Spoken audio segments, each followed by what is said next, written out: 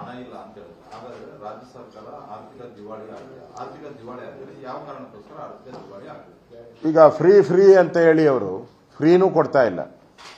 ಅದರಲ್ಲೂ ಮೋಸ. 2,000 ರೂಪಾಯಿದಲ್ಲಿ 1 ತಿಂಗಳು ಕೊಟ್ಟಿದ್ದಾರೆ, 2 ತಿಂಗಳು ಕೊಟ್ಟಿದ್ದಾರೆ. ಇನ್ನೂ ಬಹಳಷ್ಟು ಜನಕ್ಕೆ, ಲಕ್ಷಾಂತರ ಜನಕ್ಕೆ ಕೊಡಕ್ಕಾಗಿಲ್ಲ.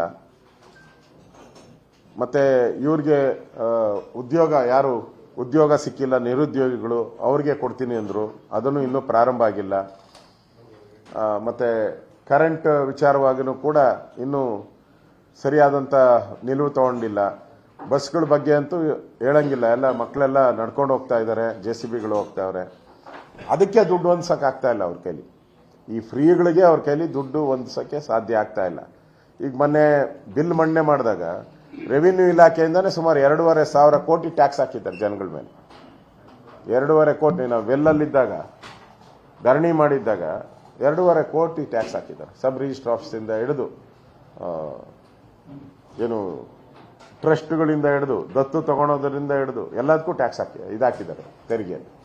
ಅದರಿಂದ ಅವ್ರ ಹತ್ರ 100% ದಿವಾಳಿ ಆಗಿದೆ.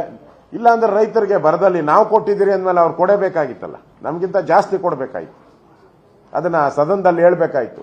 ನೀವಿಷ್ಟು ಕೊಟ್ಟಿದ್ದೀರಾ, ನಾವು ಇನ್ನೂ ರೈತರ ಪರವಾಗಿದ್ದೀರಿ, ಡಬಲ್ ಕೊಡ್ತೀರಿ ಅಂತ ಹೇಳ್ಬೇಕಾಯ್ತು. ನಿಮ್ಗಿಂತ ಡಬಲ್. ನಮ್ದ್ರಲ್ಲಿ 10% ಕೊಟ್ಟಿಲ್ಲಲ್ಲ. ನಾವು 100 ರೂಪಾಯಿ ಕೊಟ್ಟಿದ್ರೆ ಅವ್ರು 20 ರೂಪಾಯಿನೂ ಕೊಟ್ಟಿಲ್ಲ. ಅದರಿಂದ ಸರ್ಕಾರ 100% ದಿವಾಳಿ ಆಗಿದೆ ಅನ್ನೋದು ಸ್ಪಷ್ಟವಾಗಿ ಕಾಣ್ತಾ ಇದೆ.